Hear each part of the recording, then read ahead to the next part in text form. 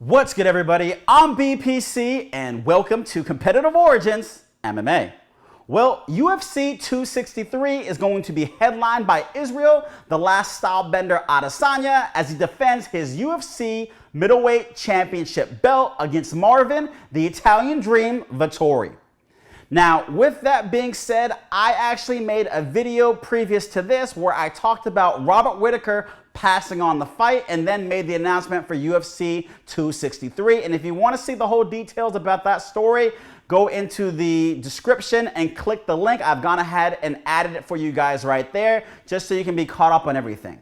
But here we go. This is more or less the Robert Whittaker side of the whole story. The first part that I created a link for was more the Dana White story. So Robert Whittaker has stated that he was actually offered the fight with Israel, the Last Stylebender Adesanya, approximately 1 hour after winning the Kelvin Gastelum fight. Now, he stated that there was no way physically I could do that. Now, Robert Whittaker continued on talking about that he had injuries. He had to fly to Australia. He has a 2-week mandatory isolation. And then he has to see how his body is feeling. And then he has to start preparations and do this all by June. He just figured that that was just basically impossible. Now, in reference to Israel Adesanya, he stated he's trying to get me to accept the fight injured on short notice with all odds against me. Now, and then he followed up by saying that Izzy actually pushed for the date, that this was a make or break situation, that it was only on this date. So, taking in everything that I just heard Robert Whittaker, discuss, it seems like a smart business move from Adesanya's, perspective, right? We don't know Adesanya's point of view yet because he hasn't said anything about this, but, from what Robert Whittaker is stating, this is a good business move, right? He doesn't want to give his opponent any advantages. He's not going to get points now, for looking cool, but at the end of the day, he has to do what he has to do to win. Now, that's the angle, right? He's not going to look cool, but he has to do what he needs to do to win. Now, with that being said, if you look at it from Adesanya's perspective as well, you could also see it as, he already fought and he's been waiting, and he has a time frame of what he imagines that he wants to get back into the octagon rather than just sit around and wait for somebody to re-heal. He's the champion at the end of the day. He gets to defend the belt when he wants to defend the belt, and he has a paycheck that he needs to be making on a consistent basis. So it makes makes a lot of sense for him to want to get back in this June date and not wait around for Robert Whittaker. But if he was going to fight Robert Whittaker, Robert was just going to have to do it on his terms. So I see all the different perspectives here, right? But, I'm not mad at Robert Whittaker for turning down the fight, because why put yourself at a disadvantage if you absolutely don't have to?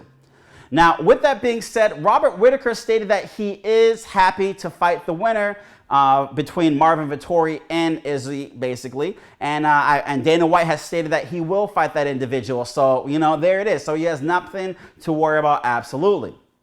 Now, with that being said, Robert Whittaker is currently quarantining. He does have a sore hand and a sore shin, among other injuries. Now, he believes that he will fight for the title before the end of 2021, whether it's against Marvin, the Italian Dream, Vettori, or Israel, the Last Stylebender Adesanya. It's hard to say, he said. He said that the individual who got better since their last fight is probably going to get the victory between those two individuals.